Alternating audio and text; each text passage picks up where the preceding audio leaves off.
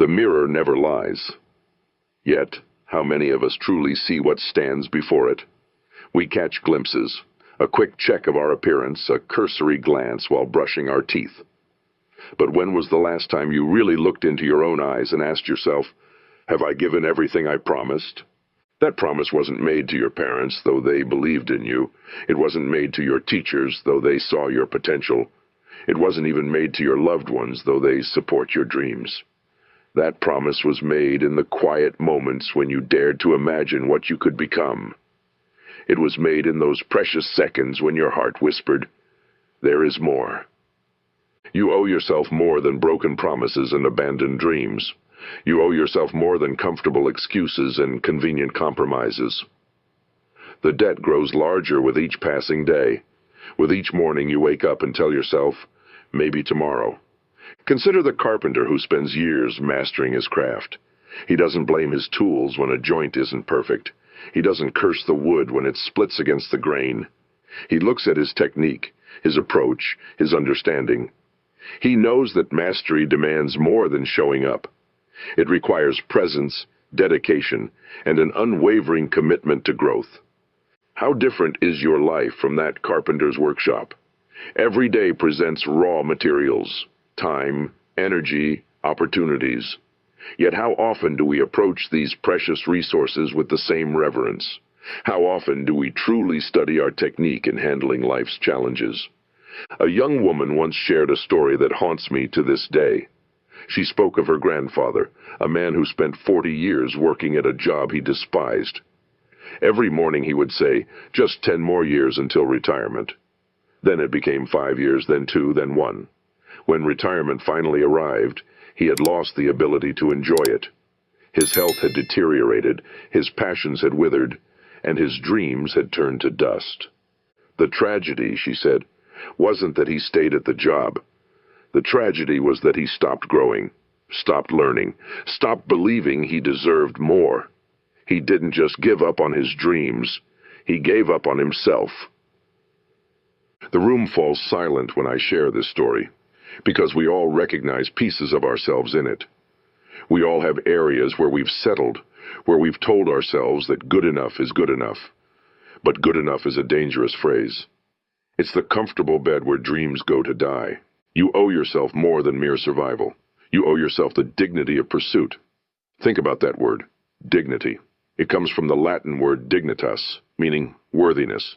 When was the last time you treated your own growth with the worthiness it deserves?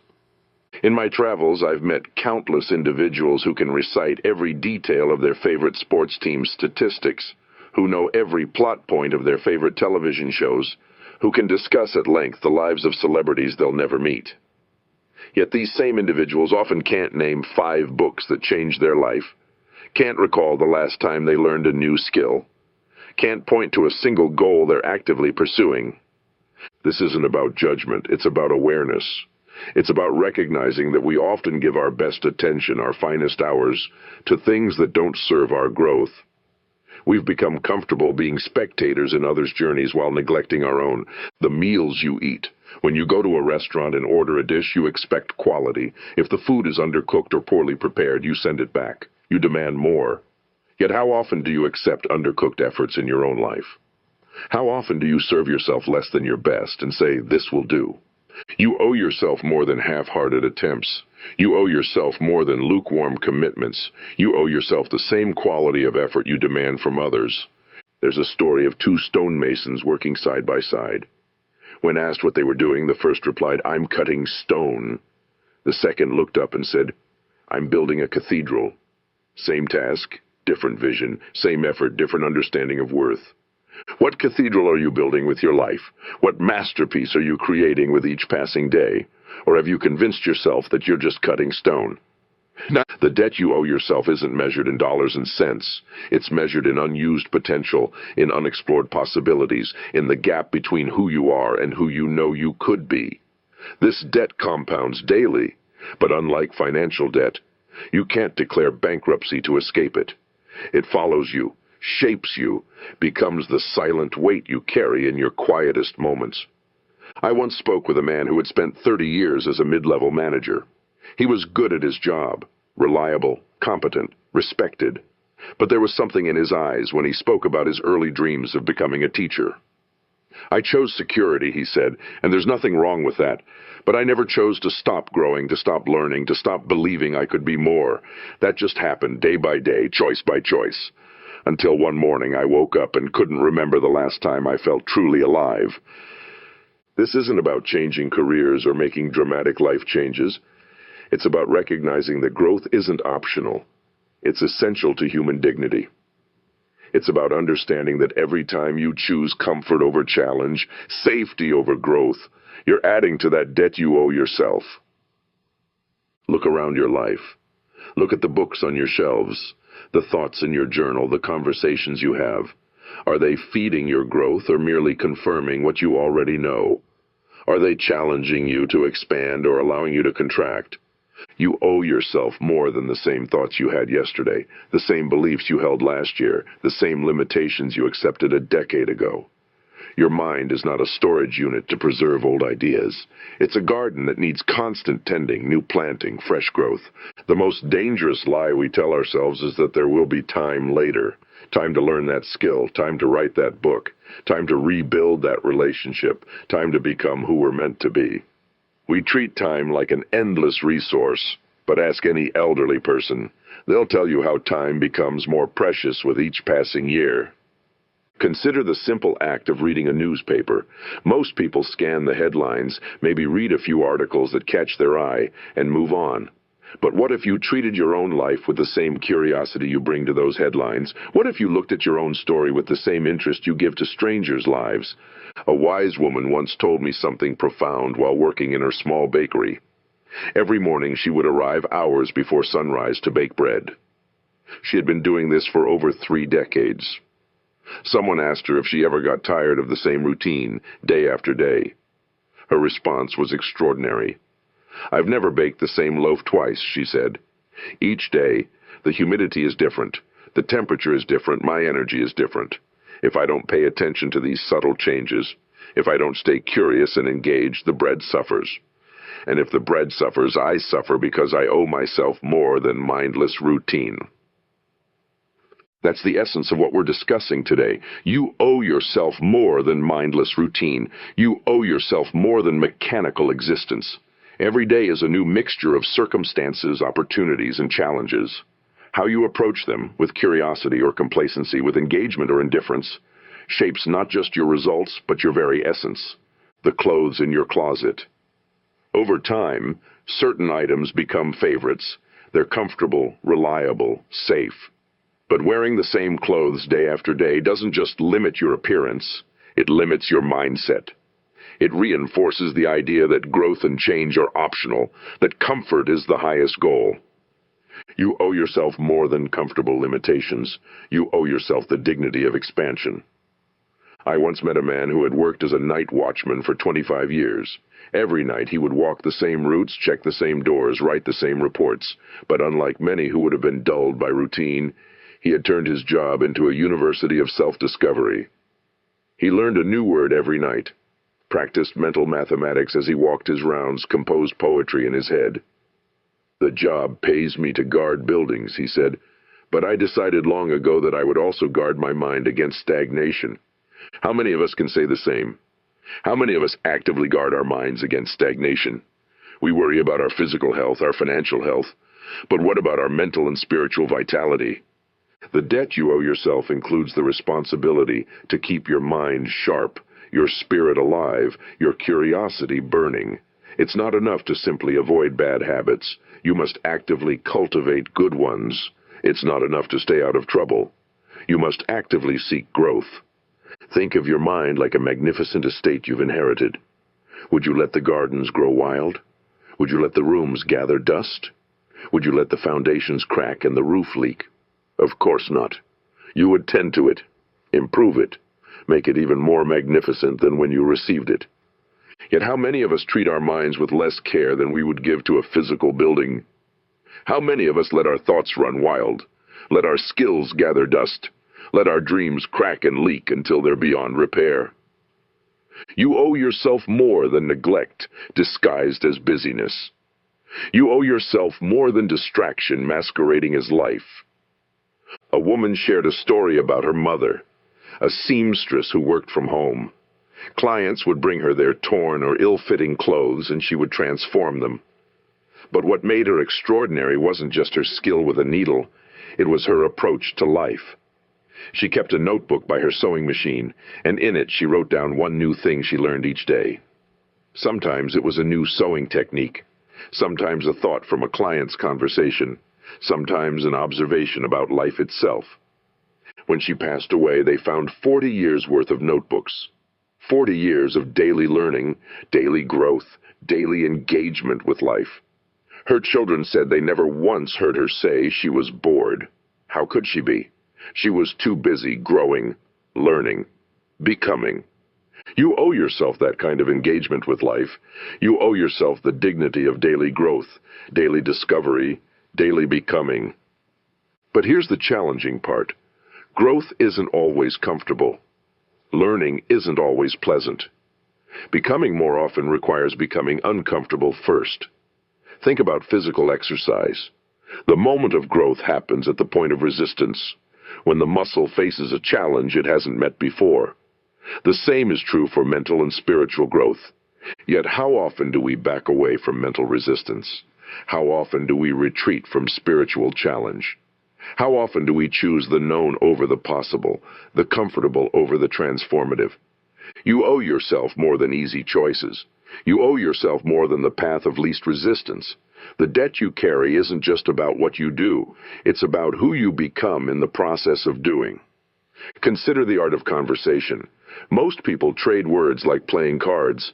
I show you mine, you show me yours. But real conversation, like real growth, requires more. It requires presence, curiosity, the willingness to be changed by what you hear. When was the last time you had a conversation that changed you? When was the last time you actively sought out views different from your own, not to debate them, but to understand them? You owe yourself more than echo chambers of agreement. You owe yourself more than the comfortable confirmation of what you already believe. The world is vast, complex, filled with perspectives different from your own. Each one is a potential teacher, if you have the courage to be a student. Have you ever watched a master craftsman at work? There's something mesmerizing about the way their hands move, the certainty of each gesture, the economy of effort. But what we're seeing isn't just physical skill, it's the visible evidence of invisible hours. Hours of practice, of failure, of learning, of refusing to settle for less than their best. You owe yourself that same dedication to mastery. Not just in your work, but in the craft of living itself. Every interaction is an opportunity for mastery. Every challenge is a chance to refine your technique. Every setback is a masterclass in resilience. Let me share something profound that happened in a small diner. A waitress who had been serving customers for over 30 years was asked if she ever got tired of the work. Her response was remarkable. "I'm not serving food," she said. "I'm serving humanity. Every person who sits at my counter is carrying something: joy, sorrow, worry, hope. My job isn't just to bring them coffee. It's to remind them, even if just for a moment, that they matter." That's mastery. Not just doing a job, but understanding its deeper purpose. Not just going through motions, but bringing meaning to every motion. How many of us approach our daily tasks with such depth of understanding? How many of us see the deeper purpose in our ordinary moments? You owe yourself more than surface-level living. You owe yourself the dignity of depth, the simple act of listening. Most people listen while waiting for their turn to speak. They hear words but miss meanings. They catch facts but miss feelings. Real listening, the kind that changes both the listener and the speaker, is an art form. It requires presence, patience, and the courage to be changed by what you hear. A man once shared a story about his father, a barber in a small town. For 40 years he cut hair and trimmed beards, but his real gift was listening. People would come to his shop not just for a haircut, but for the experience of being truly heard. "My father taught me," he said, "that everyone is carrying a story that needs to be heard. The least we can do is create a space where those stories can be told."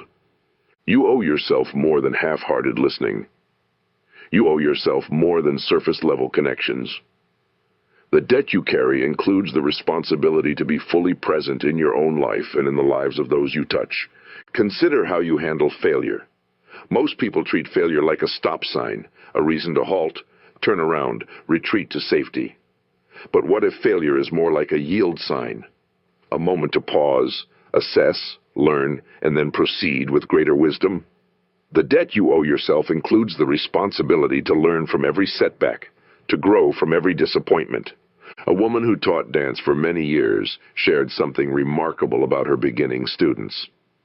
The ones who struggle most, she said, aren't those with two left feet. They're the ones who can't bear to look foolish, who can't stand the thought of being imperfect. They owe themselves permission to be beginners, but they keep demanding expertise from themselves immediately. How many areas of your life are stunted because you won't give yourself permission to be a beginner? How many dreams remain unexplored because you demand immediate expertise from yourself? You owe yourself more than perfectionism's paralysis. You owe yourself the dignity of beginning, the courage to be awkward, the patience to be imperfect, your relationship with time. Most people treat time like an enemy to be fought, a resource to be squeezed, a river to be dammed. But what if time is more like a dance partner? What if each moment is an invitation to move in harmony with life's rhythm? A clockmaker once shared a profound insight. He spent his days fixing timepieces, from grand-grandfather clocks to delicate wristwatches. People bring me broken watches, he said, but what they really want fixed is their relationship with time. They think if they can just measure it more precisely, they can control it better. But time isn't meant to be controlled. It's meant to be invested wisely. You owe yourself more than a rushed existence. You owe yourself more than a life measured only in minutes and deadlines. The debt you carry includes the responsibility to invest your time, not just spend it. Consider how you handle joy. Most people treat joy like a rare visitor, something to be hoarded when it appears, something to be mourned when it leaves. But what if joy is more like a muscle that needs regular exercise? What if it's not about waiting for joy to appear, but about cultivating the conditions where joy naturally grows? A gardener who tended the same plot for over 25 years shared something beautiful. People ask me how I can do the same thing year after year without getting bored. But I'm not doing the same thing. I'm participating in a miracle. Every seed is a possibility. Every bloom is a celebration. Every season is a new chapter in an endless story. You owe yourself more than occasional happiness. You owe yourself more than borrowed joy. The debt you carry includes the responsibility to cultivate your own garden of delight, to plant seeds of possibility, to tend the soil of your own contentment, your relationship with knowledge. Most people treat learning like a phase of life, something that ends with formal education. But what if learning is more like breathing?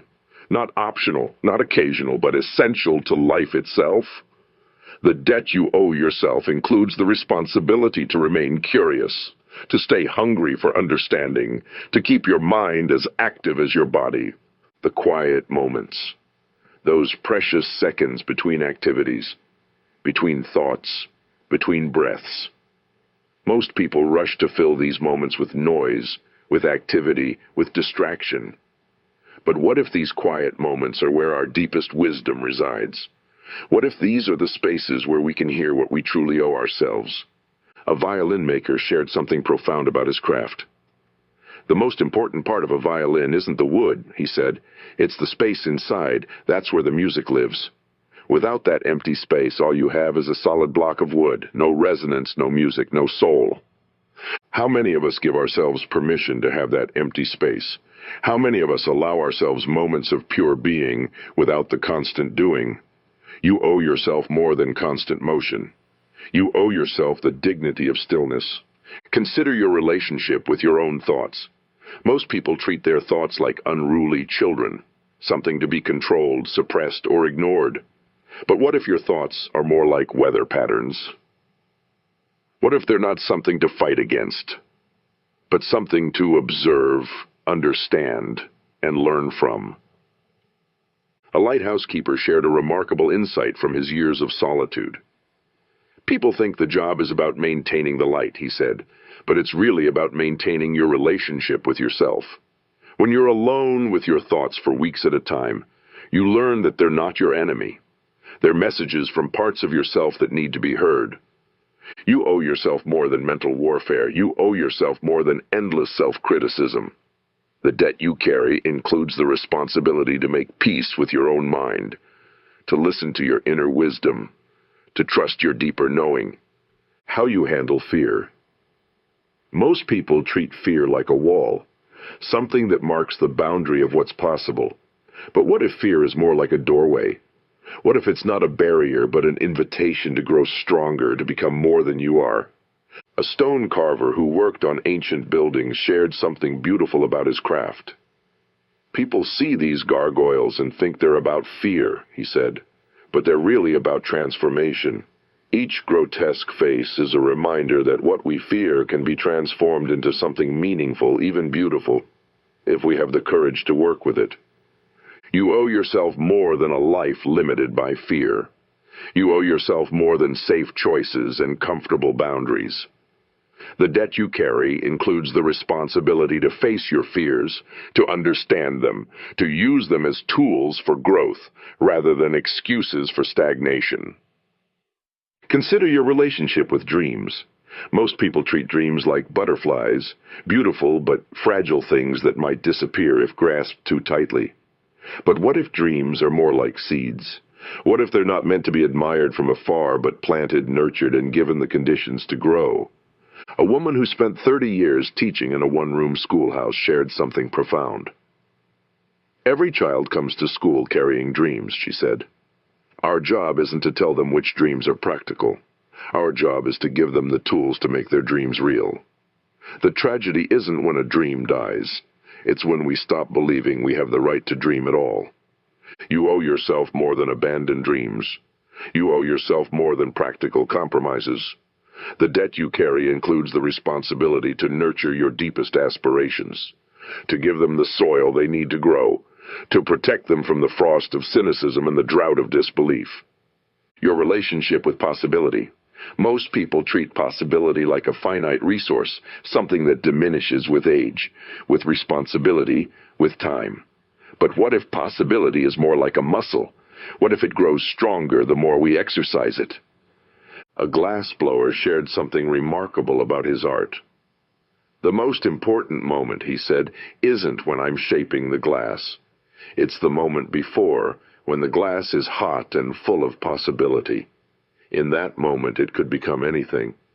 But here's the secret. We're all like that hot glass. We're all full of possibility. We just forget to keep our hearts warm enough to be shaped by our dreams. You owe yourself more than cold certainties. You owe yourself more than hardened limitations. The debt you carry includes the responsibility to keep your heart warm enough for transformation, your mind open enough for new possibilities, your spirit fluid enough for growth. Consider how you handle disappointment. Most people treat disappointment like a verdict, final, unchangeable, defining. But what if disappointment is more like feedback? What if it's not an end point but a signpost pointing toward growth? A master chess player once shared something profound about losing. The game isn't won or lost in the final move, he said. It's won or lost in how you respond to each setback, each mistake, each unexpected turn. The real game isn't on the board. It's in your mind's ability to learn, to adapt, to grow stronger with each challenge. You owe yourself more than the story of your past disappointments. You owe yourself more than the narrative of your limitations. The debt you carry includes the responsibility to rewrite your story with each new day, to find the lessons in each setback, to grow stronger with each challenge. Legacy. Not the kind written in wills or carved on tombstones, but the kind written in moments, in choices, in the quiet decisions we make when no one is watching. Every time you choose growth over comfort, learning over certainty, courage over fear, you're building your true legacy. A bookbinder shared something profound about his craft. People think I preserve books, he said, but what I really preserve is possibility. Each book I repair is a door that stays open, a conversation that can continue, a light that keeps burning. The real tragedy isn't when a book falls apart. It's when we stop believing that what's inside is worth preserving. You are both the bookbinder and the book. You owe yourself more than loose pages and broken bindings. You owe yourself the dignity of remaining whole, of keeping your inner light burning, of believing that what's inside you is worth preserving and developing. Consider your relationship with regret. Most people carry regret like a burden, a weight that grows heavier with each passing year. But what if regret is more like a compass?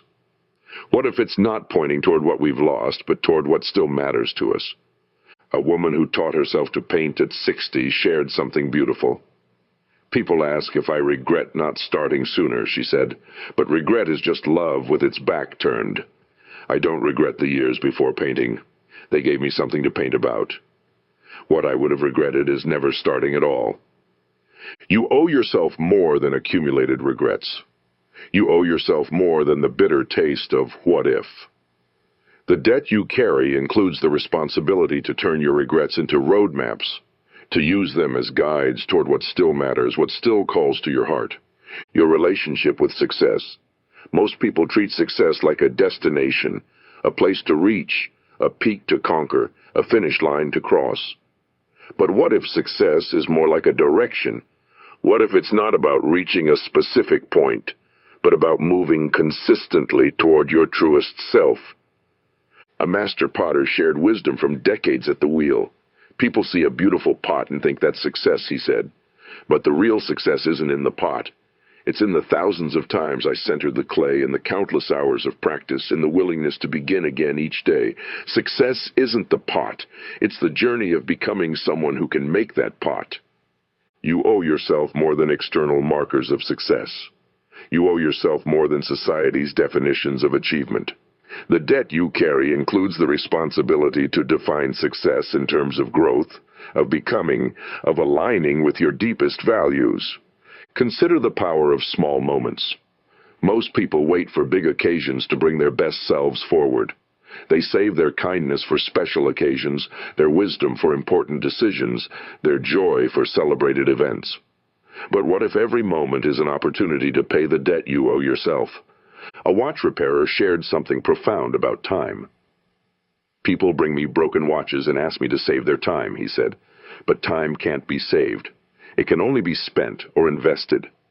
The question isn't how to save time. It's how to invest each moment in becoming who you're meant to be. You owe yourself more than a life waiting for big moments. You owe yourself more than saved up joy and stored away dreams. The debt you carry includes the responsibility to invest each moment wisely, to bring your full self to ordinary days, to find meaning in small choices. Your relationship with change. Most people treat change like a threat, something to resist, to fear, to avoid. But what if change is more like breath? What if it's not optional but essential? What if resistance to change is resistance to life itself? A forest guide once shared something remarkable. People come to the forest looking for peace, she said. But the forest isn't peaceful. It's constantly changing, growing, dying, being reborn. What they really find is peace with change itself. They learn that change isn't the enemy of peace. It's the doorway to it. You owe yourself more than rigid resistance. You owe yourself more than the illusion of permanence. The debt you carry includes the responsibility to flow with life's changes, to grow through them, to use them as opportunities for renewal. As we come to the close of our time together, remember this. The debt you owe yourself isn't a burden. It's a blessing. It's not a weight to carry. It's wings to lift you. Every moment you choose growth over stagnation, courage over comfort, truth over pretense, you're making a payment on that debt. Don't wait for permission to become more. Don't wait for perfect conditions to grow. Don't wait for someone else to validate your dreams or verify your worth. The debt you owe yourself includes the responsibility to begin now, to start where you are, to use what you have. Remember the mirror we spoke of at the beginning? The next time you stand before it, look deeply into your own eyes and make a new promise. Not a promise to be perfect, but a promise to be present. Not a promise to know everything, but a promise to remain curious. Not a promise to never fail, but a promise to keep beginning again. You owe yourself nothing less than your full participation in your own life. You owe yourself nothing less than your complete commitment to your own growth. You owe yourself nothing less than the courage to become who you're meant to be. The debt is calling. The time is now. Your life is waiting. You owe yourself more, and the world needs the gift of your becoming.